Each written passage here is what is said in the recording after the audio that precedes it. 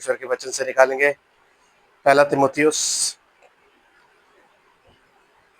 उसका 3 अध्याय और उसकी 16 आयत।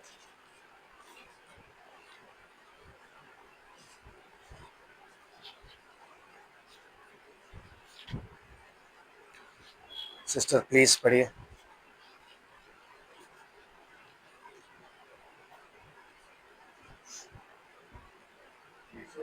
पहला तीमुथियुस 3 अध्याय 16 आयत, last verse.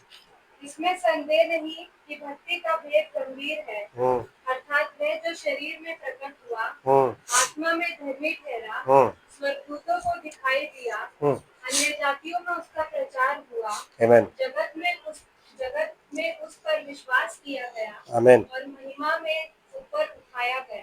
Yes, praise the Lord. आप लोग बैठ जाइए। परमेश्वर के वचन के पढ़े और सुने जाने पे आशीष हो। आज हम बात करें गॉडलीनेस। गॉडलीनेस जिसे आप हिंदी में भक्ति भी कहते हैं, ठीक है? भक्ति, आमीन।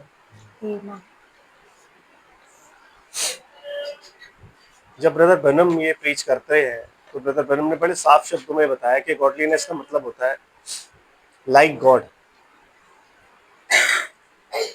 ये खुदा की तरह दिखना। लेकिन मैं आपको ये बताना चाहता हूँ कि जो भक्ति है उसका भेद गंभीर है। ये जो गॉडलीनेस है ये मिस्ट्री है, ये मिस्ट्री है, आमीन। और इस मिस्ट्री को आप तभी जान पाते हो जब आप नॉलेज, मतलब ये चीजें अगर आपके अंदर है ना, तभी आपके अंदर गॉडलीनेस है, क्राइस्ट लाइक नेचर जिसे बोलते हैं ना, वो तभी आएगा, वरना नहीं आ सकता। तो कहता भक्ति का भेद जो है वो क्या है? गंभीर। It is very serious. हम उसे हल्के में नहीं ले सकते। मतलब हमारी जो भक्ति है ना, हम उसे हल्के में नहीं ले सकते, आमीन। अगर हम चाहते हैं कि हम मसीह की तरह बने तो हम उसे हल्के में नहीं ले सकते। आज मैं आप लोगों से ही बातचीत करूं और आज आप लोग ही मुझे बताओगे कि क्राइस्ट लाइक नेचर क्या होता है, आमीन। समझ रहे ब्रदर? भक्ति का भेद क्या है? गंभीर है। क्या गंभीर है? गंभीरता क्या है उसमें कि वो वह जो शरीर में प्रकट हुआ, वह जो शरीर में प्रकट हुआ। कौन?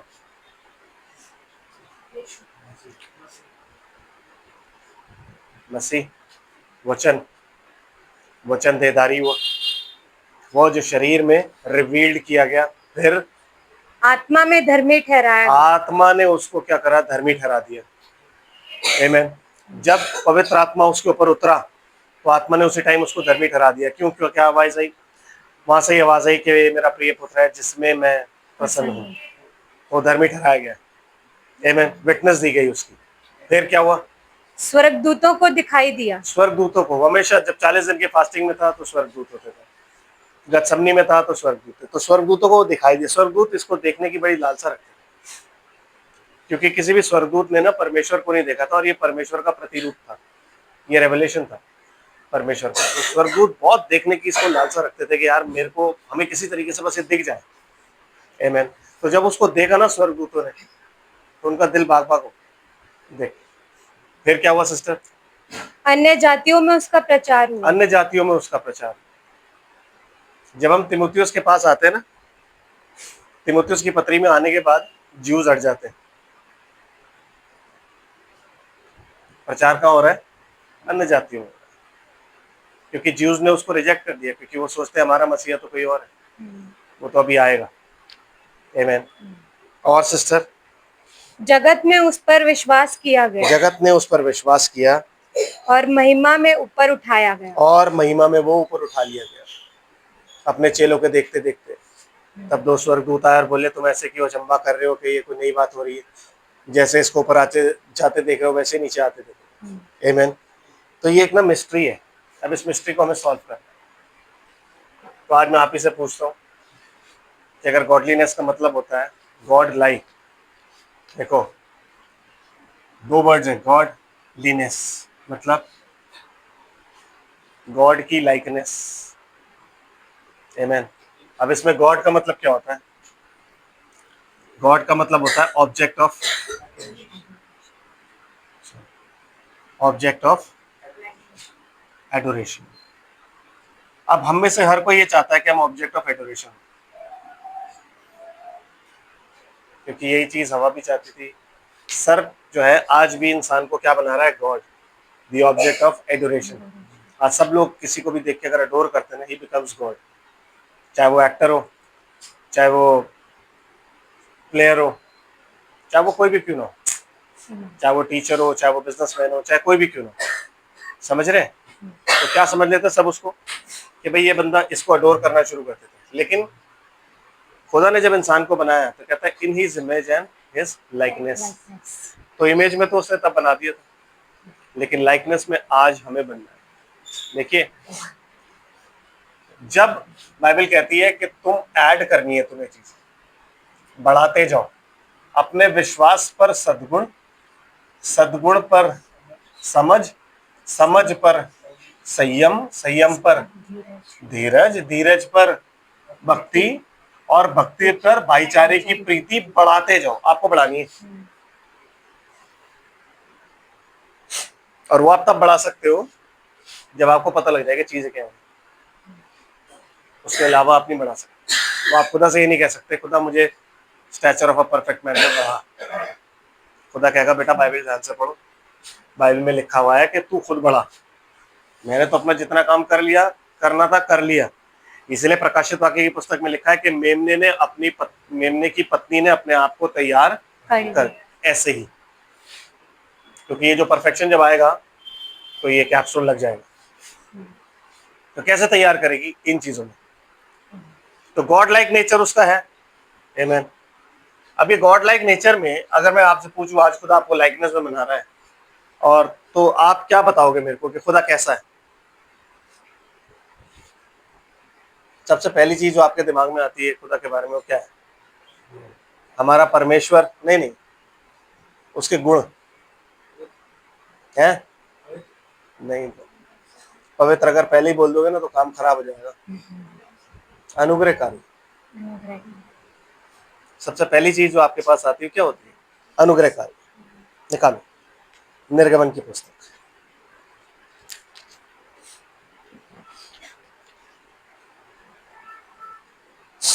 34 अध्याय 5 आयत।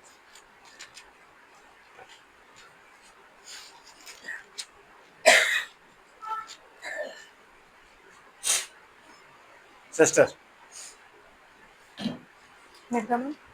निर्गमन 34 और 5 वर्स।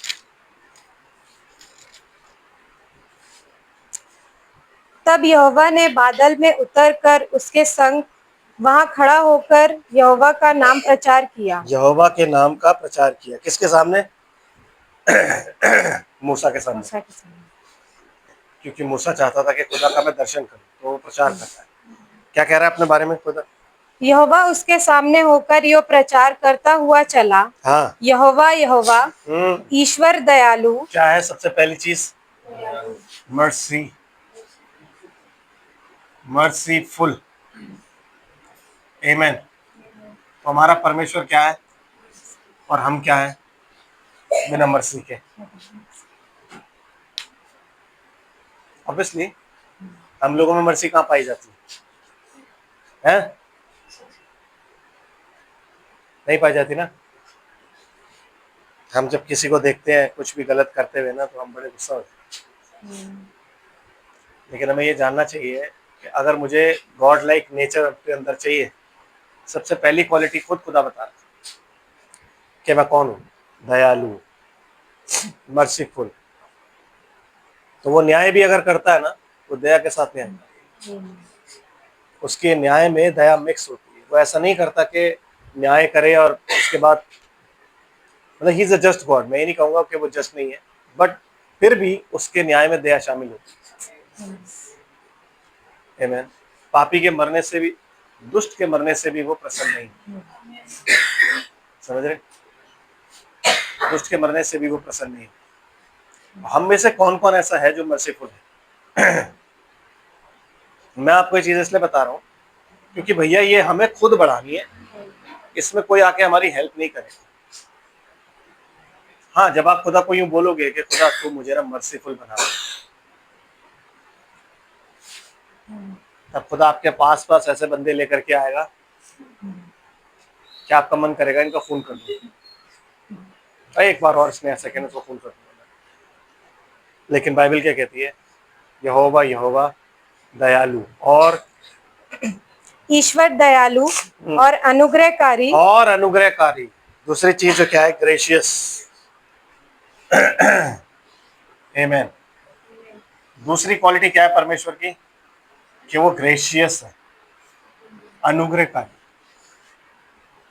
हमारे नेचर में अगर अनुग्रह नहीं है तो फिर हमारा नेचर किसी काम का नहीं। दाऊद जो था ना, दाऊद के पास आपको पता बहुत अनुग्रह था। जब वो अपने दुश्मन को छोड़ देता है ना, तो वो अनुग्रह ही था जो उसके पास था, उसने अनुग्रह किया अपने दुश्मन पर, शाऊल पर। पता है आपको 3 बार छोड़ता है कि 2 बार? 2 बार मुझे याद है, हो सकता है 3 बार हो। वो उसको छोड़ता है और छोड़ के फिर सेनापति को डांटता है। क्यों? क्योंकि जब भी परमेश्वर आपको वो चीज देता है जो आप डिजर्व नहीं करते, उसको बोलते हैं ग्रेस।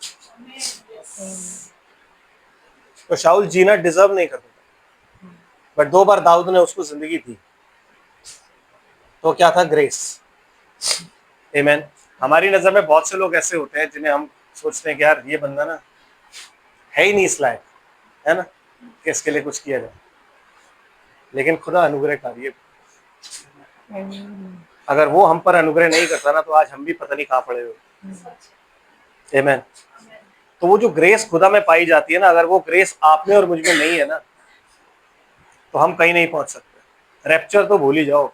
मैं बता रहा हूँ, बहुत से लोग हैं, मैं कह रहा हूँ ना, मैंने लास्ट टाइम भी बोला था, ये सिर्फ ये इसको पुलपिट पे चिपकाने से या इसके टाइप का पुलपिट बनाने से रैप्चर में नहीं जाओगे आप।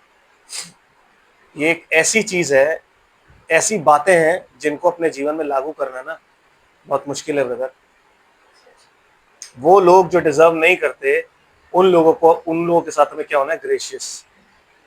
यहाँ तो पादरी खड़े खड़े ही सारा रिमांड ले लेते हैं ब्रदर, और हमें उन लोगों के साथ क्या होना है? ग्रेशियस होना है। उन लोगों के साथ हमें क्या होना है? उन पर अनुग्रह करना है कि चलो एक चांस और दिया। They don't deserve the chance, वो उस चांस को डिजर्व नहीं करते, लेकिन हम फिर भी दे रहे हैं। कितनी बार?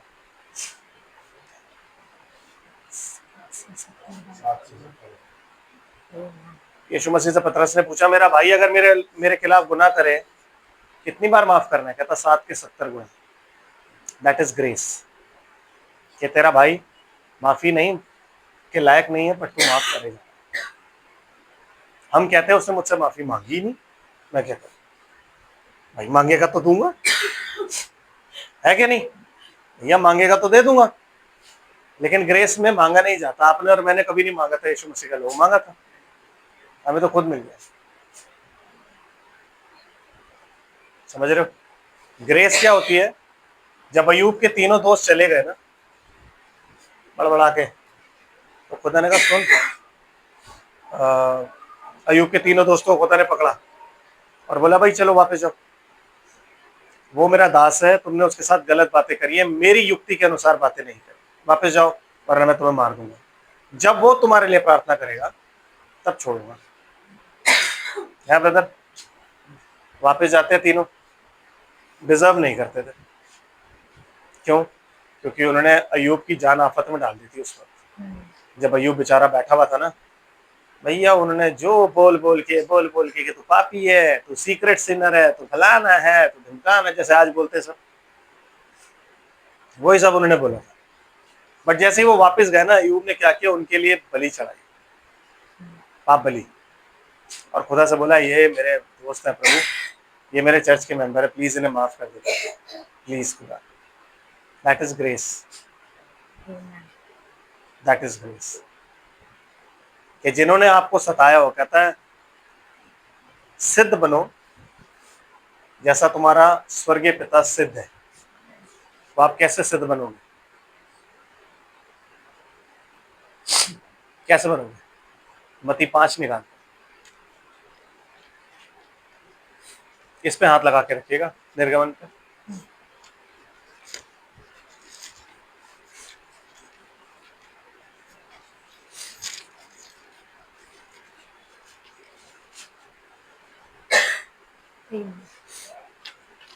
निकाला? मत्ती 5।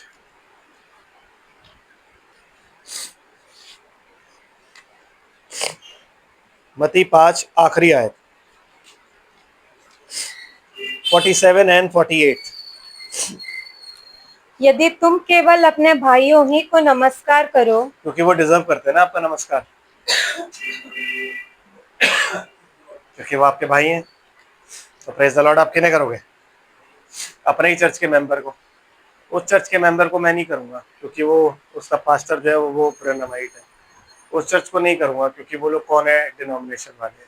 उनको नहीं करूंगा क्योंकि वो लोग कौन है, वो कैथलिक है। आपकी बाइबल आपको क्या सिखा रही है? अगर तुम सिर्फ अपने भाइयों को ही नमस्कार करते हो, आमीन, क्या बड़ा काम करते हो? क्या बड़ा काम है? पढ़िए क्या लिखा है। तो कौन सा बड़ा काम करते हो? कौन सा बड़ा काम कर रहे हो? सब करते हैं। यस। क्या अन्य जाति भी ऐसा नहीं करते? उनका तो काम ही यही है कि भाई एक बार बात करोगे तो 100 बार करेंगे, एक बार मुंह मोड़ोगे तो 100 बार मुंह मोड़ोगे। जो हमसे बात नहीं करता, हमको देखते भी नहीं है उसकी तरफ, तो अन्य जातियों का स्लोगन होता है। But when I am in Christ, जब मुझे गॉडलीनेस चाहिए, when I want to be like God, तो मुझे क्या करना है सिस्टर? इसलिए चाहिए कि तुम सिद्ध बनो, जैसा तुम्हारा स्वर्गीय पिता सिद्ध है। हाँ, इसलिए चाहिए कि तुम सिद्ध बनो जैसा तुम्हारा स्वर्गीय पिता। तो आप कैसे बनोगे सिद्ध? अपने दुश्मनों से नमस्कार करके, क्योंकि उसने एक आयत आपको दे दी है, बाकी गैप छोड़ दिया, ताकि वो देखते हुए भी ना देखें, समझते हुए भी ना समझें, ठोकर खाए गिने और मैं उन्हें चंगा ना करूं। आमीन। तो यहाँ कहने का मतलब क्या है कि अगर मैं सबको अपनी थैली में घटते बढ़ते बटकरे रखता हूँ, तो इसका मतलब है कि मैं खुदा का सेवक नहीं, और मैं, मेरे अंदर वो क्राइस्ट लाइक नेचर नहीं। मुझे हर किसी से वैसे ही बात करनी है, जैसे आज सबको वैसे ही सलाम करना है जैसे मैं अपने भाई बहनों को करता हूं। आमीन। है कि नहीं? कोई ये नहीं है कि डिनोमिनेशन वाले हैं, इन्हें तो मरना है। कोई ये नहीं है कि ये तो ऐसे इन्हें मरना है। सबको खुदा ने नियुक्त किया, हर अधिकार खुदा ने ऊपर से नियुक्त किया, हर अधिकार। बालाक बालाम जो नबी था, उसको खुदा ने नियुक्त किया। आमीन। तो सबको किसने नियुक्त किया था? खुदा ने नियुक्त किया। समझ रहे बात को? इसलिए मैं ऐसा भेदभाव नहीं कर सकता। अगर मैं भेदभाव कर रहा हूं तो फिर मैं मसीह का सेवक नहीं। याकूब की पत्री में क्या लिखा हुआ है? अगर तेरा एक अमीर भाई आता है और तू उसको बैठाने के लिए गरीब भाई को बोले कि जा तू वहां जाके नीचे बैठ, है ना, तो सिद्धता दिखाई आपने? आपका सिद्धता नहीं रही, ग्रेस कहाँ रही? आप कहता है क्या अमीर लोग ही तुम्हें कचहरियों में नहीं घसीटते? ये बात फैक्ट है। क्यों घसीटते हैं? मनी माइंडेड होते। ऐसा उन्होंने ऐसे ही नहीं बनाया, मनी माइंडेड होते, तो वो चवन्नी का भी नुकसान नहीं है बर्दाश्त कर सकते। आमीन। वापस सिस्टर चलते हैं।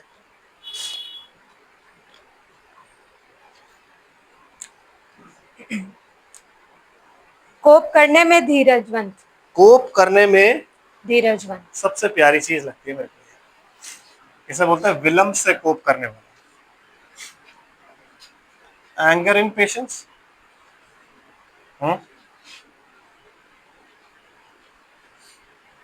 इंग्लिश की बाइबल, लॉन्ग सफरिंग। चलो भाई, अब मुझे बताओ ये किस में?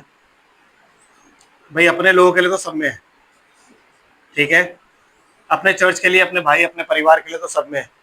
लेकिन मुझे एक चीज बताओ, क्या खुदा नूह के टाइम में 2000 साल किन के लिए लॉन्ग सफरिंग कर रहा था? नूह की फैमिली के लिए, फिर कैन के बच्चों के लिए कि ये पलट जाए, क्योंकि वो दुष्ट के मरने से भी प्रसन्न नहीं। आमीन। समझ रहे हैं? ये लॉन्ग सफरिंग हमारे अंदर कहाँ है? हमारा क्रोध कभी भी विलंब से क्यों नहीं आता, धीरज से हम क्रोध क्यों नहीं करते, हम हमेशा उतावली में क्रोध क्यों करते हैं। हमारा जो क्रोध होता है ना एकदम उतावली में होता है, और नीति वचन में लिखा है उससे जो उतावली में क्रोध करता है ना दूर रहे। आमीन। उससे दूर रहना चाहिए जो एकदम उतावली में क्रोध करता है, बात बात पे गुस्सा, बात बात पे गुस्सा।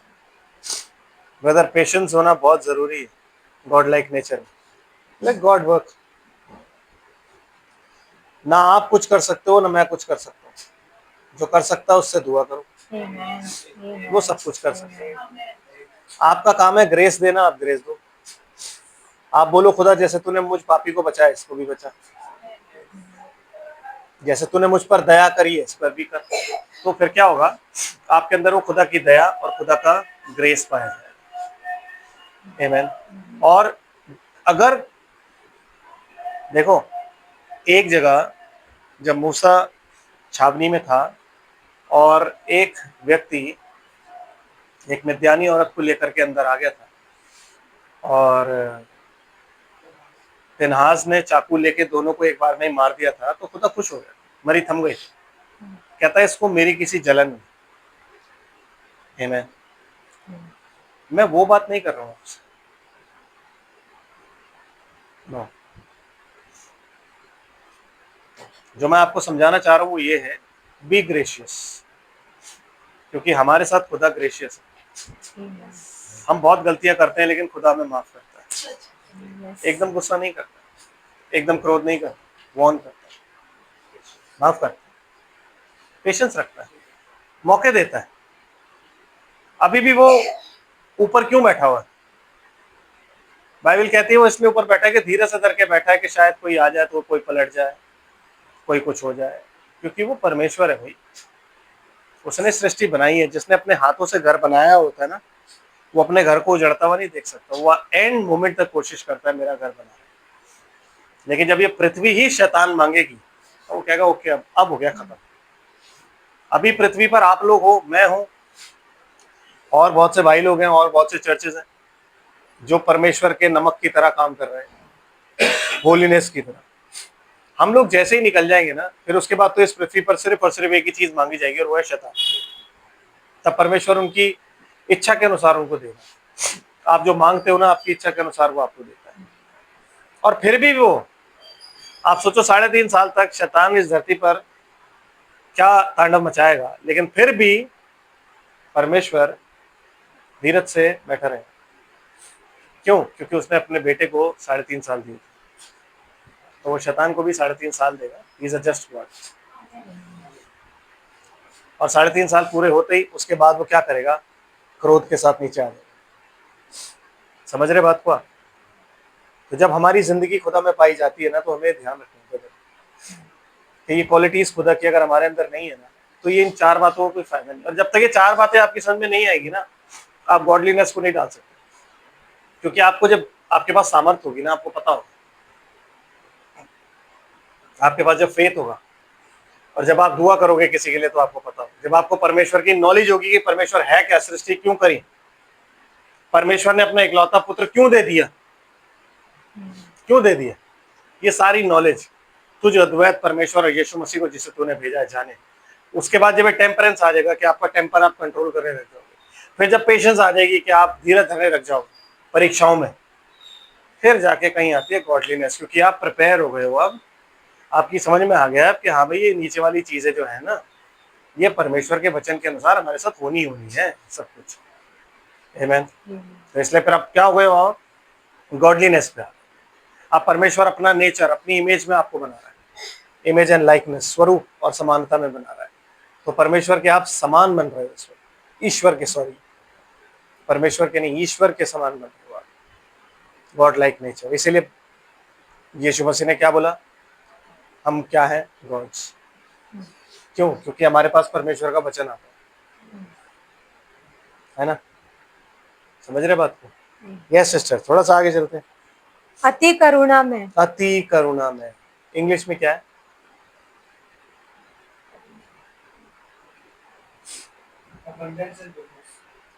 अबंडेंस इन गुडनेस, गुडनेस मतलब, अच्छा करुणा का मतलब बताओ। चलो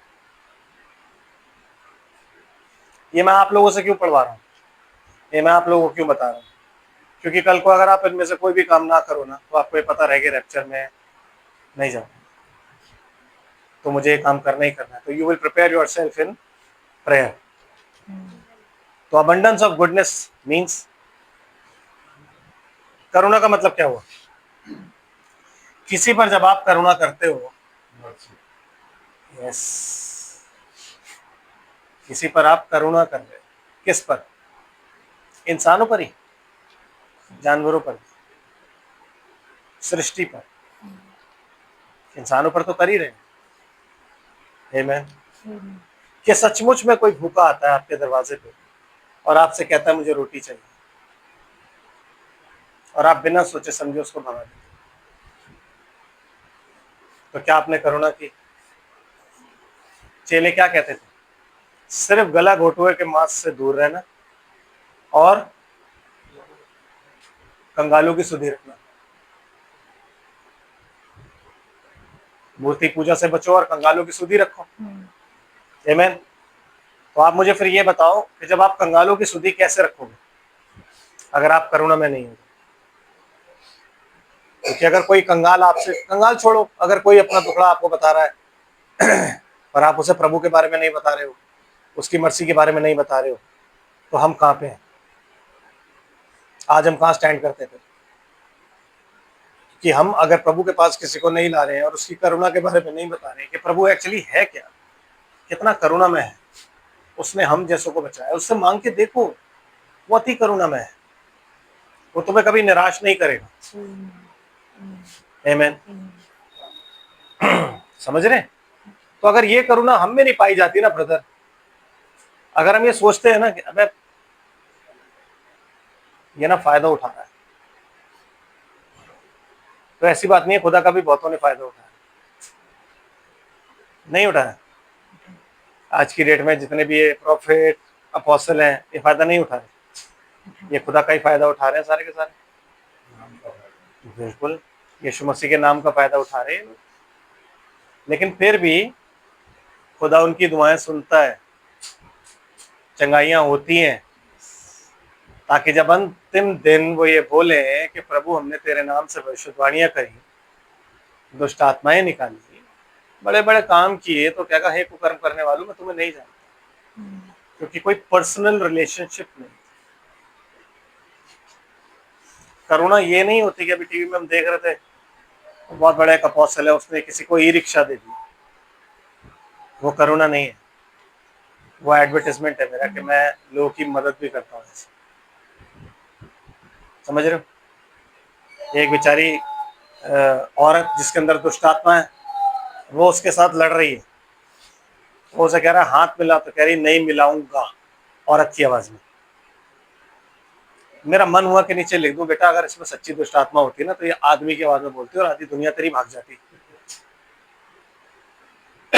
जब आदमी की दुष्ट आत्मा होती है ना तो आदमी की आवाज में ही बोला जाता है, औरत की आवाज में कोई नहीं बोलता। वो कह रहा तू कौन है? मैं आया हूं, मैं पूरे खानदान को लेके जाऊंगा। औरत, और दुनिया वहां पे प्रेज द लॉर्ड हालेलुया का। क्यों? बेचारे जानते नहीं, लेकिन फिर भी परमेश्वर करुणा में है उनके साथ, फिर भी परमेश्वर अनुग्रहकारी है उनके साथ, फिर भी परमेश्वर मर्सीफुल है उनके साथ। तो आप और मैं क्यों नहीं? जहां बात वचन की है और जहां बात गलत है वो गलत है, दैट इज एब्सोल्युटली करेक्ट। आमीन। जो वचन की बात है वो अलग। यीशु मसीह जब यरूशलेम में गया, मंदिर में गया, ये भी एक नेचर है यीशु मसीह का, क्योंकि दुनिया सिर्फ यही 4-5 चीजें जो मैं अभी आपको बता रहा हूँ ना, यही लेके इन्हीं के हिसाब से चलती है प्रतिदिन कि हमारा खुदा ऐसा है, लेकिन हमारा खुदा जस्ट गॉड भी है। तो यीशु मसीह जैसे यरूशलेम में गया, मंदिर में गया, उसने देखा यार ये मंदिर में ना इन्होंने क्या कर रखा है, यहाँ पे दुकानें लगाई हुई है जैसे हमारे सरदने में लगती थी, क्रिसमस की और इसकी और उसकी, सब दुकानें लगी पड़ी हैं। यूहन्ना की इंजील में लिखा है कि उसने रस्सी का कोड़ा बनाया और रस्सी का कोड़ा बना के उसने रख रख के मारनी शुरू करी। चेले भी परेशान हो गए थे। उस दिन पतरस कह रहा था कि भाई आज कुछ अलग ही टेम्पर है भाई, दूर रहो। तो चेले कोने में जाके खड़े हो गए सारे के सारे कि भाई आज तो कुछ अलग ही चीज हो रही है यहाँ पे, क्योंकि उन्होंने यीशु को कभी ऐसा देखा नहीं था। उन्होंने यीशु को हमेशा इस क्वालिटी के साथ देखा, लेकिन वो क्या था, फिनास वाली जलन। वो जलन आपके और मेरे अंदर होनी चाहिए, आमीन। वो भी होनी चाहिए, लेकिन उसके लिए भी बुद्धि होनी चाहिए। कहता तुमने मेरे पिता के घर को बिजनेस का अड्डा बना दिया, व्यापार का अड्डा बना दिया। तो वो समझ हमें होनी चाहिए कि जहाँ पे हम ऐसा होता देख रहे हैं हमें क्या करना है, आमीन। समझ रहे हो कि नहीं? क्योंकि गॉड लाइक नेचर में ना सिर्फ अच्छी बातें नहीं है, मतलब अच्छी ही बातें हैं सारी, लेकिन सिर्फ सॉफ्टनेस ही नहीं है, जस्ट भी है। अगर मैं आपसे बोलूं कि नहीं खुदा आपको दंड नहीं देगा तो मैं बेवकूफ हूं और आपको मैं बेकार हूं। जो कुछ आपने किया है वो आप भुगतोगे। तो अगर मैं किसी को खुदा के बारे में बता रहा हूं और वो मुझे कह रहा है कि भाई मैंने ना बहुत दुख झेल रहा हूँ, मैं ये मैं वो, मैंने अपनी जिंदगी में बड़े गलत काम किए, और अगर मैं उसको ये नहीं बता रहा हूँ कि बेटा ये भाई ये जो तू दुख झेल रहा है ना, ये वो पौधा है जो तूने लगाया था और आज वो बड़ा हो गया, तो जो तूने बोया था ना वो तू काट रहा है कि नहीं ब्रदर? तो ये हमें पता होना चाहिए ना। ये कैसे पता होगा? नॉलेज के थ्रू ही। पहले आप जानो तो सही परमेश्वर है क्या, आमीन। पहले आपको पता तो पेशेंस होती कैसे है कि नहीं? तो कोड़े बना बना के यीशु मसीह मार रहा है। हम कहाँ पे है सिस्टर? निर्गमन पे, यूहन्ना पे आते।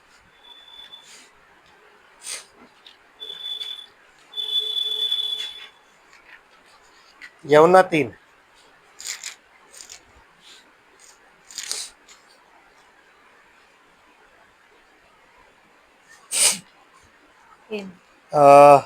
यूहन्ना 2, यूहन्ना 2 का 13। यस। यहूदियों का फसह का पर्व निकट था। देखो कितनी कितनी चीजें बदल गई हैं। पहले ये फसह का पर्व किसका होता था? यहोवा का। और आज ये फसह का पर्व किसका है? यहूदियों। फिर भी वो अनुग्रहकारी है, फिर भी उसने अपना इकलौता पुत्र दे दिया। तो ब्रदर कई बार ऐसा होता है कि इंसान अपने आपे से बाहर निकल रहा होता है, आमीन। वेट, खुदा है। जब तक वो थ्रोन पे बैठा हुआ है ना, तब तक कोई भी चीज उसके लिए एक सरप्राइज नहीं है कि ये क्या हो गया मेरे साथ। ये आप हमेशा याद रखें। तो अगर वो थ्रोन पे बैठा हुआ है ना, तो कोई भी आदमी इतना बाहर नहीं निकल जाएगा कि वो मर जाए, आमीन। समझ रहे? Yes sister. यहूदियों का फसह का पर्व निकट था और यीशु यरूशलेम को गया। उसने मंदिर में बैल, भेड़ और कबूतरों के बेचने वालों और सरफरों को बैठे हुए पाया। मतलब लेवल इतना गिर गया था, सर्राफ। लेवल इतना गिर गया था कि बैल भी मंदिर में, सब कुछ मंदिर में, बाहर जाने की जरूरत नहीं है ना? यही खरीद लो सारा कुछ। मैं कह रहा हूँ सरदने में यही तो होता था, जो कुछ भी अंदर चढ़ाना है यहीं से ले जाओ, मेला लगा होता, कैंडल वैंडल सब कुछ मिलती, यहीं से ले जाओ सब कुछ जो भी चढ़ाना है तुम्हें, आमीन। तो इतना गिर गया है, स्थिति इतनी गिर गई है, इतनी दयनीय हो गई है कि परमेश्वर का घर जो पाक होना चाहिए था, जिसमें अपनी मर्जी से हमें लेके आना चाहिए था। देखो अगर मैं कोई ऑफरिंग लेके आता हूँ तो मेरी ऑफरिंग होती है और मुझे वो ऑफरिंग अपने घर में से लानी होती है। लेकिन यहाँ पे क्या हो रहा था? अबे कौन जाएगा यार, अब कौन यहाँ से लेके जाएगा, यहाँ से इतनी वहीं से ले लेंगे। फैसिलिटेट होता है ना बंदा, इसलिए फैसिलिटीज कभी भी खुदा के साथ नहीं चलती। जब आप खुदा के साथ फैसिलिटीज निकालनी शुरू करते हो ना, तो फिर काम खराब ही हो जाता है। बस वहीं से ले लेंगे, छोड़ना क्या करना है, उधर सब मिलता है। कैथीड्रल जा तो रहे, मोमबत्ती भी वहीं मिलती है, यहाँ से क्या लेंगे, सब कुछ मिल जाएगा वहाँ, वहीं से ले लेंगे, आमीन। बैल, गाय, सर्राफ, मनी चेंजर, मतलब ऐसे भी लोग थे जो बाहर से आए हुए थे, आमीन। तो अब मनी चेंजर जो थे वो कहाँ बैठने लग गए थे? चर्च में। और चर्च में बैठ के वो क्या कह रहे हैं? हम करते हैं तुम्हारा काम, मनी चेंज करवाना है हम करेंगे। आमीन। मतलब खुदा का घर अब क्या हो गया है? व्यापार करना, खुदा को बेचना शुरू कर दिया। जबकि यीशु मसीह को जब शैतान ने बोला इन पत्थरों से क्या रोटियां बन जाए, भूख लग रही थी उसको, तो कहता मनुष्य केवल रोटी से ही नहीं, हर एक उस वचन से जो उसके मुख से निकलता है, परमेश्वर के मुख से निकलता है, जीवित रहेगा। तो क्या किया सिस्टर फिर यीशु मसीह ने? तब उसने रस्सियों का कोड़ा बनाकर सब भेड़ों, रस्सी का कोड़ा नहीं, रस्सियों का कोड़ा, मतलब 2-3 रस्सियां ली, उन्हें ऐसे यूं करके यूं घुमाया, उन्हें यूं डबल किया और उसके बाद उनमें मारने शुरू कर दिए। किन में? जो खरीद रहे थे और जो बेच रहे थे, दोनों मारने शुरू कर दिए। आमीन। फिर क्या होता है जी? सब भेड़ों और बैलों को मंदिर से निकाल दिया और सर्राफों के पैसे बिखेर दिए पैसे वहीं के वहीं, और पीड़ों को उलट दिया। जी, पीड़े मतलब उनकी जो टेबल्स लगी हुई, उन टेबल्स को उसने क्या किया? ऐसे हाथ लगा के जोर से यूं करके मारा और टेबल्स पलट गई सारी। आमीन। फिर क्या हुआ सिस्टर? और कबूतर बेचने वालों से कहा, इन्हें यहाँ से ले जाओ। क्यों? मेरे पिता के घर को व्यापार का घर मत बनाओ। क्यों कबूतरों को क्यों नहीं मारा? कबूतर बेचने वालों को क्यों नहीं मारा? पेंटिकॉस्टल लोग थे भाई, यस, स्पिरिट बेच रहे थे, अब्बा रब्बा शब्बा कबूतर। जब आप इंग्लिश की बाइबल पढ़ोगे तो उसमें वहां पे लिखा होगा डव। आमीन। तो डव किसको रिप्रेजेंट करता है? हीलिंग। डव किसे रिप्रेजेंट करता है? होली घोस्ट। उसने उन्हें मारा नहीं, उन्हें बोला यहाँ से ले जाओ, मेरे पिता के घर को व्यापार का घर ना बनाओ। और आज वही चीजें पूरी दुनिया में हो रही। सबसे ज्यादा करप्ट अगर आज की डेट में कोई है ना, पेंटिकॉस्टल लोग। कैसे बेचारे शुरू हुए थे 1906 में, और आज सारे गहने गुने सारे काम करते हैं, वो सब कुछ वैसे ही उनका चलता है और बहुत करप्ट हो गया। रब्बा डब्बा शब्बा रब्बा डब्बा शब्बा रब्बा डब्बा शब्बा करके सिखा देते हैं कि आप हमारे चर्च में आओ, आपको पवित्र आत्मा का दान मिलेगा, बपतिस्मा लो, फॉर्म आपको पूरा का पूरा भरना पड़ेगा। क्या आप बपतिस्मा ले रहे हो, उसमें आपके क्लॉज होंगे कि ये नहीं करना, ये नहीं करना, ये नहीं करना, ये नहीं करना, ये नहीं करना। ये मैं तो खुदा के घर को क्या करना शुरू कर दिया? बेचना। और लोगों को लगता है कि अगर मैं पेंटिकॉस्टल चर्च का मेंबर हूं ना, तो दोस्त मेरा तो है ही सब कुछ। ऐसा नहीं है। अगर ऐसा होता तो विलियम ब्रनम की आने की जरूरत नहीं थी। विलियम ब्रनम आए इसलिए क्योंकि पेंटिकॉस्टल अपनी जगह से गिर गए, उन्होंने व्यापार का घर बना लिया था। जब उन्होंने व्यापार का घर बनाया तो खुदा ने उनको उनकी जगह से निकाल दिया, और उनकी जगह क्या थी? परमेश्वर का मंदिर। उनको वहां से निकाल दिया। आमीन। और तब वो क्या लेकर के आया? सन ऑफ मैन की मिनिस्ट्री। समझ रहे क्या हुआ सिस्टर? तब उसके चेलों को स्मरण आया कि लिखा है, तेरे घर की धुन मुझे खा जाएगी। तब उसके चेलों को स्मरण, पहले तो पता ही नहीं लग रहा था उसके चेलों को। एक बार भी कहीं लिखा, पतरस उसके साथ था, उसको पकड़ रहा है, क्योंकि उस दिन यीशु मसीह एक अलग ही मिजान में था, एक अलग ही उसका आयाम था। आमीन। तो पतरस दूर खड़ा हुआ है और दूर सारे चेले खड़े कह रहे हैं, आज हो क्या गया, क्या हो गया भाई आज? फिर उनमें से किसी पढ़े लिखे ने बोला कि भाई भजन संहिता में लिखा है, तेरे घर की धुन मुझे खा जाएगी। अच्छा। तब उनकी समझ में आया, तब उन्हें स्मरण आया कि ये इसलिए हो रहा है। फिर क्या हुआ जी? इस पर यहूदियों ने उससे कहा, तू जो ये कहता है तो हमें कौन सा चिन्ह दिखाता है? तू जो ये कहता है किससे? ये जो बिजनेस और टैक्स कलेक्टर्स यहाँ पे बैठे हुए ना, जिनसे हमारा भी धंधा चलता है, क्योंकि हमने इन सबको जगह दी हुई है दुकान लगाने की। इनसे दुकान से हम क्या लेते हैं? हफ्ता लेते हैं। तो हमने जगह दी हुई है इनको, और अच्छा खासा हफ्ता आता था इनसे, तूने इनको उठा के बाहर कर दिया। तो अब तू जो ये कहता है इनको कि तुमने मेरे बाप के घर को व्यापार का घर बना दिया है, किस हक से कह रहा है? तेरे पास कौन सा हक है? ये जो नेचर यीशु मसीह का है, अगर ये नेचर आपका और मेरा नहीं हुआ ना तो किसी भी चर्च में बिजनेस शुरू हो सकता। किसी भी चर्च में। हम अपने चैनल को बिजनेस के करिए इस्तेमाल कर सकते, क्यों? जब ढेर सारे सब्सक्राइबर्स हो जाते हैं तब आपको यूट्यूब से पैसे मिलने शुरू हो जाते हैं, है कि नहीं? और फिर आप मनी माइंडेड हो जाते हैं, फिर आप एड्स भी डलवा देते हो अपने, क्योंकि आपको पता है एड्स से भी पैसे आते हैं। आमीन। यस। तो क्या कह रहा है यीशु मसीह से सर? यीशु ने उनको उत्तर दिया, इस मंदिर को ढा दो और मैं इसे 3 दिन में खड़ा कर दूंगा। यीशु ने ऐसे नहीं बोला था इस मंदिर को ढा, ऐसा कभी नहीं बोला था। इसीलिए जब उसको पकड़ के ले गए थे ना, तो कह रहे थे कि इसने बोला था मंदिर को ढा दो, मैं 3 दिन में खड़ा कर दूंगा। तो कहते हैं बहुत से लोग आए, बहुत से लोगों ने गवाहियां दी, लेकिन किसी की भी गवाही सच्ची नहीं मानी गई, क्योंकि उसने इशारा नहीं किया था। उसने बोला था इस मंदिर को ढा दो, क्योंकि समय आ चुका था और वो यरूशलेम में था। सो ही वाज प्रोफेसाइंग। कि उसने अब क्या किया, आप समझो इस चीज को। जब 2000 सालों में खुदा का घर व्यापार का घर बन गया, तो उसके बाद सबको निकालने के बाद अ प्रॉफिट केम, और उसने क्या बोला, तुम इस मंदिर को ढा दो, मैं 3 दिन में खड़ा प्रोफेसाई कर रहा हूं। लाइकवाइज ब्रदर ब्रैनम आए, प्रॉफिट, सन ऑफ मैन की मिनिस्ट्री। आमीन। समझ आ रहा है?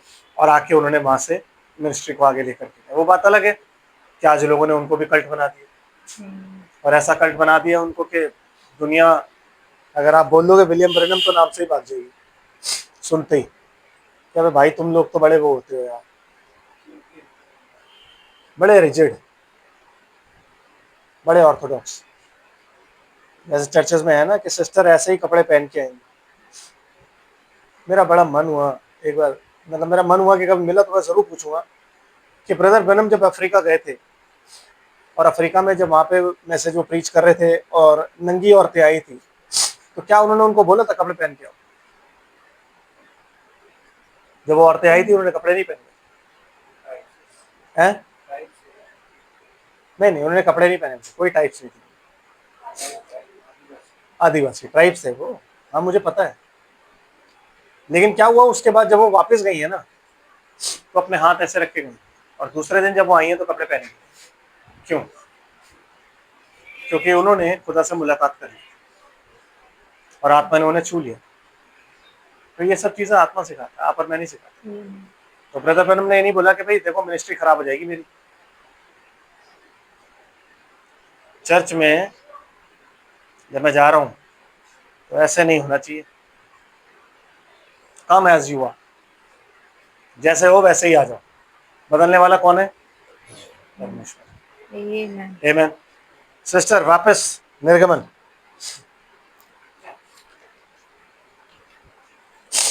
और सत्य। और क्या है? सत्य। सबसे कठिन चीज है। आमीन। सबसे कठिन चीज है क्या? सत्य, ट्रूथ। क्योंकि हमें सच बोलने में ही प्रॉब्लम हो जाती है। देखो, truth is Jesus Christ, truth is this word. और जितना ये हमारे अंदर जाएगा ना, जो हमें बोलना है, बाइबल कहती है जब तुम बोलो तो परमेश्वर का वचन बोलो, क्योंकि सत्य केवल वो है। यीशु मसीह क्या कहता है? मार्ग, सत्य और जीवन। तो आप जब बोलोगे तो आप क्या बोलोगे? सत्य। आमीन। चाहे सत्य किसी को हर्ट ही क्यों ना करे। इसलिए नीति वचन में क्या लिखा हुआ है? मूर्ख को मत समझा, वो तुझसे घृणा करेगा। बुद्धिमान को समझा, वो तुझसे प्यार करेगा। क्यों? क्योंकि बुद्धिमान ये जानता है कि जो बोल रहा है ना सच बोल रहा है और ये मेरे भले के लिए बोल रहा है। मूर्ख सोचता है कि यार ये बंदा जो है ना हर बार मेरे को सिखाता रहता है, ज्यादा अपने आप को ज्ञानी बनता है। यस, ये ज्यादा ज्ञानी हर वक्त मुझे सिखाता रहता होता है ना। क्या हमें लगता है कि यार हर वक्त बताते ही रहो। आमीन। बट सत्य एक ऐसी चीज है ना जो छुपती नहीं, हमेशा याद हो। सत्य एक ऐसी चीज है जो कड़वा होता है। सत्य एक ऐसी चीज है जो बदसूरत होता है, सुंदर नहीं होता कभी। आमीन। क्योंकि सच जब सामने आता है ना,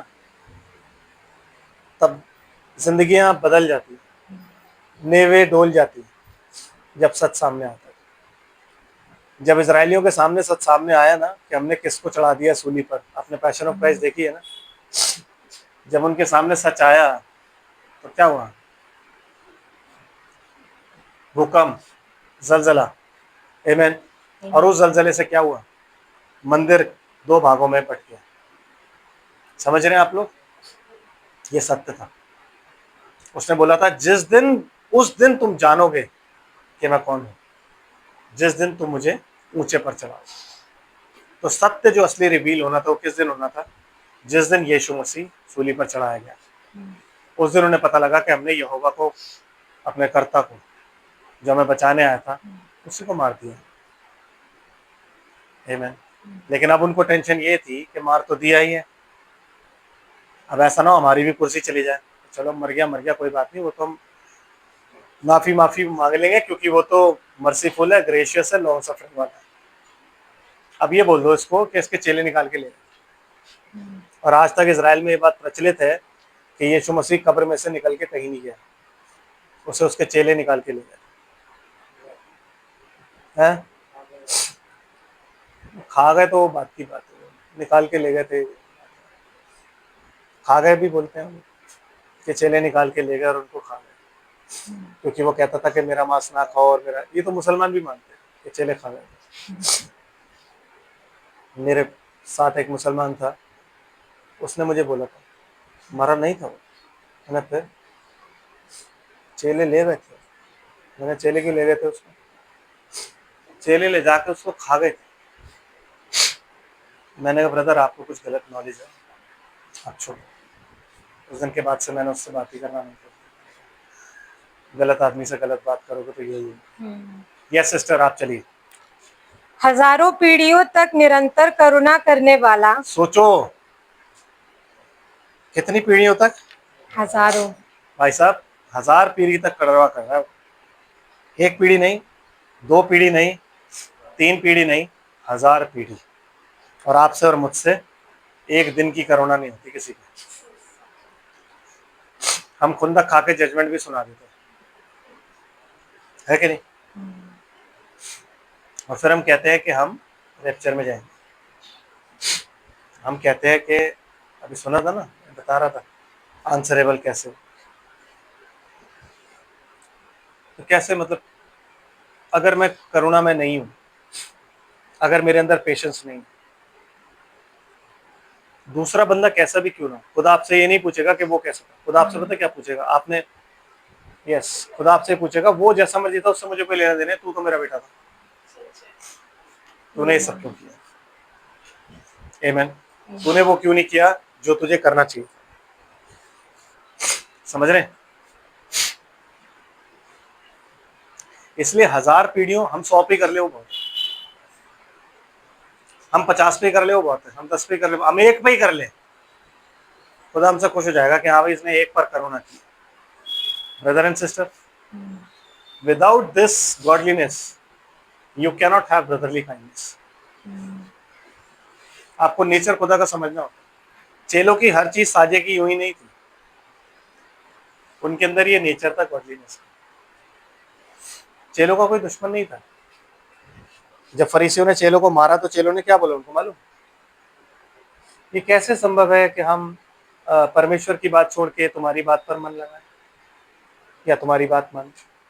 चेलों ने उनको ये नहीं बोला कि देख लो तुम जानते नहीं हो पवित्र आत्मा है हमारे पास। आमीन। तुम हमें जानते नहीं हो, हम क्या कर सकते हैं? अगर हमने दुआ कर दी ना मिलके सबने, तो यहाँ क्या हो जाएगा तुम्हें पता नहीं। नो, पौलुस और सिलास भाग सकते थे, लेकिन उनके ना भागने से एक पूरा का पूरा परिवार बचा। जेलर और जेलर के बीवी बच्चे।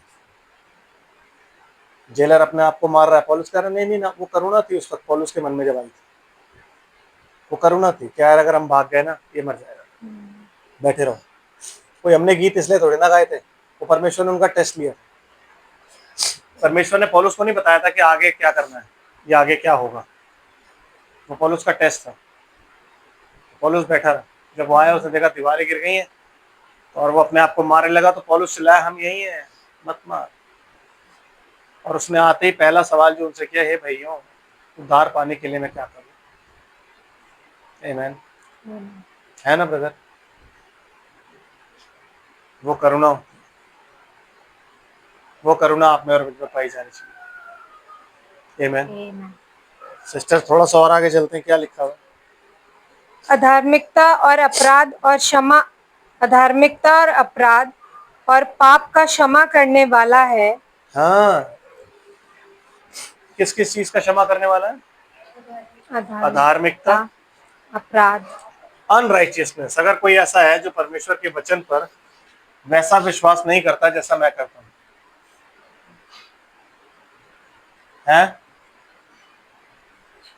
है कि नहीं?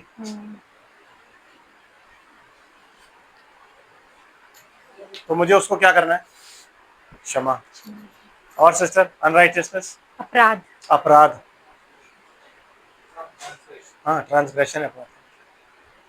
ट्रांसग्रेशन का असली मतलब पता है आपको क्या होता है जी? ट्रांसग्रेशन का असली मतलब क्या होता है? कभी आप पार्क जाओगे ना, कभी आप पार्क जाओगे ना, वहां पे लिखा होगा इस पार्क से निकलना गैर कानूनी, तो उसको क्या बोला जाता है? ट्रेसपास। तो जो चीज आपके जीवन की गैर कानूनी है, वो अगर किसी ने आपके साथ गैर कानूनी काम कर दिया, आपसे नालिश करके कुर्ता ले लिया, तो बाइबल कहती है अपनी दोहर भी दे दे। क्यों? क्योंकि तेरा पिता सिद्ध है, इसलिए तुम सिद्ध बनो। तो सिद्धता का कटिबंध क्या है? प्रेम। आमीन। समझ रहे हैं आप? तो अगर कोई आप पर नालिश कर रहा है, आप उस पर वापस नालिश मत करो। No brother, let him take, ले जाने दो, ले जाने दो। वक्त आएगा कि वो अपने आप समझ जाएगा और परमेश्वर आपको ब्लेस करेगा, क्योंकि परमेश्वर उसकी नालिश से आपको टेस्ट करता है। परमेश्वर ये देखना चाहता है कि ये क्या करेगा, क्या ये इंसान मेरे वचन का पालन करता है जिसके लिए मैंने खून बहाया, जिसको मैंने छुड़ाया, जिसको मैं लेकर के आया, क्या ये सब करता है? आमीन। ये कैसे उस टाइम पे एक्ट करेगा? समझ आ रहा है? तो बड़ा जरूरी है अधार्मिकता और पाप का क्षमा करने वाला है। और पाप का क्षमा करने वाला है। आमीन। आपको और मुझे भी वैसे ही बनना है, अधार्मिकता और पापों का क्षमा करने वाला ही बनना है ब्रदर। हम पाप गिनवा नहीं सकते। कहता अगर कोई किसी भटके हुए को प्रभु में ले आता है ना, अनेक पापों को ढांपता है और स्वर्ग में बड़ा जश्न होता है। आमीन। क्या कहता है सिस्टर? आगे थोड़ा सा चलिए। परंतु दोषी को वह किसी प्रकार निर्दोष न ठहराएगा। ये भी नेचर है, लेकिन कब? ये नहीं लिखा कि दोषी को वो किसी प्रकार निर्दोष नहीं ठहराता, लिखा है? लिखा है ऐसा? दोषी को वो किसी प्रकार निर्दोष नहीं ठहराएगा। कब? जजमेंट सीट पे। टिल दैट टाइम ये सारी जो क्वालिटीज उसने भी पढ़ी हैं, उनमें होके वो उसकी सहेगा, मौके देगा उसको। लेकिन अगर वो नहीं मानेगा, वो दोषी ठहरा, तो फिर जजमेंट सीट तक के लिए खुदा रुकेगा। आमीन। आप और मैं बड़ी जल्दी न्याय कर देते हैं, आप और मैं बड़ी जल्दी आगे बढ़ जाते हैं, पर खुदा रुकता है भाई। इसलिए आपको भी रुकना चाहिए, मुझे भी रुकना चाहिए। आमीन। अगर हम चाहते हैं परमेश्वर की क्वालिटीज हमारे अंदर हो, तो हमें रुकना चाहिए। सिस्टर क्या लिखा? वह पितरों की अधार्मिकता का दंड उनके बेटों वरन पोतों और परपोतों को भी देने वाला है। देने वाला है। वो जब अधार्मिकता दिखाई जाती है ना, तो पितर अगर अधार्मिकता दिखा रहा है, तो पुत्रों और बेटों और परपोतों को भी वो दंड देने वाला है। लेकिन वो दंड अभी नहीं देता। वो दंड कब देगा? जब जजमेंट सीट आएगी। आमीन। और क्वालिटीज है सिस्टर नहीं है, खत्म हो गई। चलो फिर आओ, दूसरा तीमुथियुस तीसरा अध्याय पहली आयत, थोड़ा सा और देख लेते हैं क्या कहती है बाइबल। एक पहलू सीख के हम देख चुके हैं, दूसरा पहलू भी देख लेते हैं। पढ़िए। पर यह स्मरण रख कि अंतिम दिनों में कठिन समय आएंगे, जी। क्योंकि मनुष्य स्वार्थी, इसमें स्वार्थी लिखा है। हाँ, वो दूसरी वाली जो बाइबल है ना, उनमें वैसे ही लिखा है। पुरानी वाली बाइबल्स में अपस्वार्थी। अपस्वार्थी का मतलब पता है क्या होता है? Self admiration. स्वार्थी अलग होता है, अपस्वार्थी अलग होता है। अपस्वार्थी सेल्फ एडमिरेशन, जिसको अपने आप से प्यार। और सिस्टर लोभी, ये इस टाइम की क्वालिटीज है। पढ़िए पढ़िए, पूरा पढ़ दीजिए। लोभी, हाँ जी। डींगमार, जी अभिमानी, जी निंदक, जी माता पिता की आज्ञा टालने वाले, जी कृतघ्न, जी अपवित्र, जी। दया रहित, क्षमा रहित, हाँ जी। दोष लगाने वाले, हाँ जी। असंयमी, कठोर, भले के बैरी, हम्म विश्वासघाती, हम्म ढीठ, घमंडी और परमेश्वर के नहीं वरन सुख विलास ही के चाहने वाले होंगे। पढ़िए पढ़िए। वे भक्ति का भेष तो धरेंगे। विच मीन्स ये लोग जो है, ये लोग कौन है? क्रिश्चियंस। विच मीन्स ये लोग कौन है? ढोंगी विश्वासी, जो लौदीकिया कलीसिया काल में रहते हैं। आमीन। वो क्या करेंगे? भक्ति का भेष तो धरेंगे। आमीन। मतलब ये qualities, God is gracious, God is merciful, God is love, ये सारी चीजें वो आपको बताएंगे और उसी का प्रचार करेंगे। गॉड इज जस्ट का प्रचार नहीं करेंगे, यीशु मसीह के उस कोड़े का प्रचार नहीं करेंगे जो उसने चलाए थे। आमीन।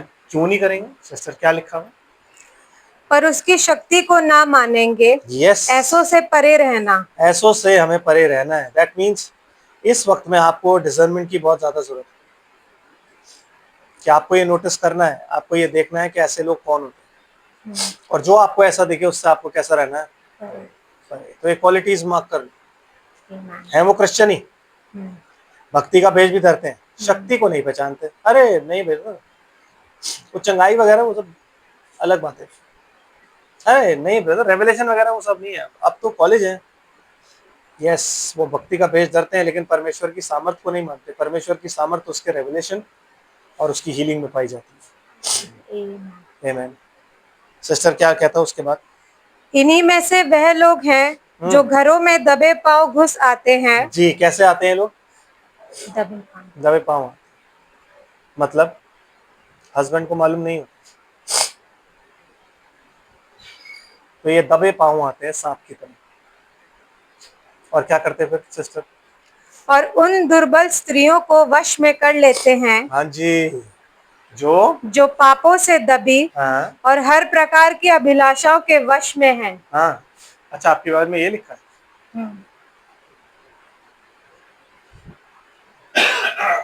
ना पढ़ता, ना पढ़ता, ट्रांसलेशन मिस्टेक्स है।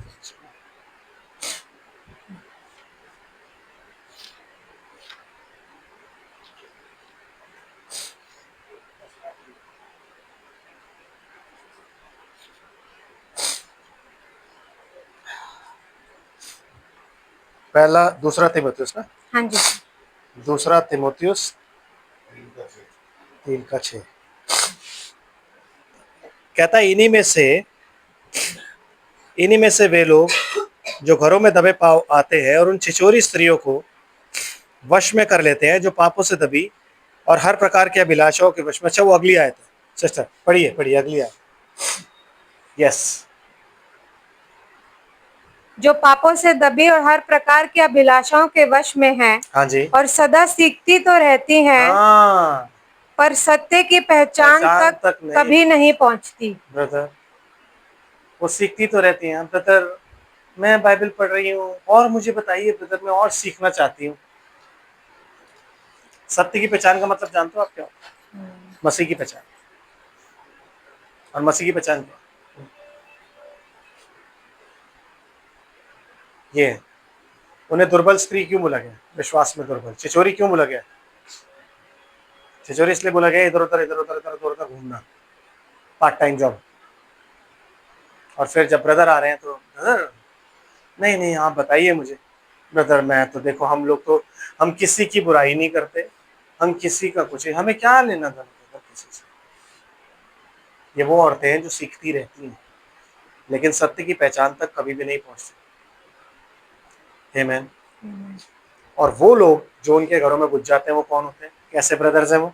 जैसे यन्नेस और यम्ब्रेस ने मूसा का विरोध किया था, वैसे ही यह भी सत्य का विरोध करते हैं। कि मान लो आप अगर चले गए उनके घर और आपने अगर उनको समझा दिया कि सिस्टर एक्चुअली सत्य ये है, आप समझो बात, बाइबल के हिसाब से बपतिस्मा जो है वो यीशु मसीह के नाम से है, तो वो यन्नेस और यम्ब्रेस की तरह आएंगे और आके क्या बोलेंगे? सिस्टर आप यीशु मसीह की सुनोगी या फिर आप सुनोगी चेलों की? अरे आजकल बहुत ऐसे भरमाने वाले निकल आए हैं सिस्टर, झूठे भविष्यवक्ता, यीशु मसीह ने ही कहा था समझो। इतने सालों से अगर हम ऐसे ही बपतिस्मे लेते आ रहे हैं तो कैसे हो सकता है कि आज हमारा बपतिस्मा अचानक बदल जाए? है ना? तो ये वो होते हैं जो सत्य का विरोध करते हैं और सत्य ये वचन है, इसका विरोध करते दिखेंगे तो उन लोगों से परे रहें। आपकी भक्ति इतनी ऊपर होनी चाहिए कि आप उन लोगों से परे रहो, मतलब आपको उन लोगों पर दोष नहीं लगा। क्या लिखा सिस्टर, पढ़िए जरा। ये ऐसे मनुष्य हैं जिनकी बुद्धि भ्रष्ट हो गई है, हाँ जी। और वह विश्वास के विषय में निकम्मे हैं, पर वह इससे आगे नहीं बढ़ सकते। हाँ जी। क्योंकि जैसे उनकी अज्ञानता सब मनुष्य पर प्रकट हो गई थी, हाँ। वैसे ही इनकी भी हो जाएगी। इनकी भी हो जाएगी। पहली बार यन्नेस और यम्ब्रेस पहली बार में हार मान गए थे, फिर कब तक? आखिर तक। जब तक उनसे कुछ हुआ नहीं। पहले उन्होंने भी सांप बनाए, मूसा को तो खुदा ने बोला नहीं था कि देखो सांप बनाएंगे, तेरा सांप उनको खा जाएगा। मूसा ने तो इतना ही कहा था लाठी फेंक दी और सांप बनाएंगे, पर मूसा ने लाठी फेंक दी, उन्होंने सांप बनाया, मूसा खड़ा रहा। मूसा ने कहा मेरे को तो सांप बनाने के लिए बोला भाई, मुझे क्या लेना देना। जब सांप खा गए मूसा का सांप उन्हें खा गया, मूसा ने लाठी उठा ली। उसके बाद पहली की जो 3 हफ्ते हैं वो भी लेकर के आए, लेकिन उसके बाद वो उन्होंने क्या बोला कि ये यहोवा का हाथ है। वहां खुदा ने डिफरेंशिएट किया, तो एकदम नहीं करते। तो इसलिए आपको उनको रेजिस्ट नहीं करना होता। मूसा ने किसी को रेजिस्ट नहीं किया। आमीन। मूसा ने खुदा को एक्ट करने दिया, खुदा को एक्ट करना। दूध का दूध, पानी का पानी खुदा करता है। अगर वो लोग मसीह के ठहराए हुए होंगे तो मसीह में आएंगे, मसीह के ठहराए हुए नहीं होंगे तो मसीह में कभी नहीं। आमीन। क्या कह रहा है सिस्टर? और परंतु तूने उपदेश, चाल चलन, मनसा, विश्वास, सहनशीलता, प्रेम, धीरज और सताए जाने और दुख उठाने में मेरा साथ दिया, और ऐसे दुखों में भी जो अंताकिया और बस बस बस बस बस। तो ब्रदर मेरे, ये गॉडलीनेस है। यहोवा दृढ़ कोट भी है कि नहीं? आप भी किसी का दृढ़ कोट बनो। कोई आपको भी फोन करके बोले कि भाई परेशानी में हूँ, दुआ कर दो, तो आप उसके लिए क्या बने? दृढ़ कोट। क्यों? क्योंकि आप मसीह हो, आप मसीह के हो, है कि नहीं? स्ट्रॉन्ग टावर कहते कि नहीं कहते? तो आप खुदा तो नहीं है यहाँ पे, तो आप स्ट्रॉन्ग टावर कौन है? आप और मैं, क्योंकि हमारे पास यीशु मसीह का नाम है। आमीन। किसी के लिए स्ट्रॉन्ग टावर बनो, किसी के लिए ग्रेशियस बनो, किसी के लिए मर्सीफुल बनो, लॉन्ग सफरर बनो। परमेश्वर की क्वालिटीज अपने अंदर आने तो बहुत क्वालिटीज हैं, अगर मैं एक एक करके निकालूंगा तो शाम के 5 बज जाएंगे। बहुत क्वालिटीज। बाइबल जब आप पढ़ते हो तो उसको ध्यान से पढ़ो कि क्या लिखा हुआ उसमें, कि यहोवा की क्या क्या क्वालिटीज हैं, वो सारी क्वालिटीज आपके अंदर होनी चाहिए। आमीन। और जब तक नहीं होगी रैप्चर नहीं है ब्रदर। क्यों? क्योंकि हमने हठ धर्मी दिखा के उन चीजों को अपने अंदर आने ही नहीं दिया। हमने मना कर दिया कि मुझे इतना नहीं बनना खुदा। भाई देखो, अब संसार में रहना है तो थोड़ा संसार के साथ भी चलना पड़ेगा, वो नहीं हो सकता। खुदा ने जब आपको बनाया तो खुदा ने ये संसार नहीं बनाया था। मैं आपको बता दूं, खुदा ने अपनी फैमिली बनाई थी। ये संसार तो आ गया सर्प से, और खुदा ने इस संसार से आपको अलग करने की कोशिश की है, करता रहेगा। आमीन। इसलिए गॉड लाइक नेचर अपने अंदर डालो, आगे बढ़ो, ताकि stature of a perfect man में आप बढ़ सको। ये छोटी बात नहीं है, बहुत बड़ी बात है कि गॉड लाइक नेचर आपके अंदर होना चाहिए, तभी आप सिंहासन पे बैठोगे, वरना आप सिंहासन पे नहीं बैठ सकते। मैं सिंहासन पे नहीं बैठ सकता। आमीन। प्रभु हम सबको आशीषों बरकत दे। प्रार्थना करते हैं।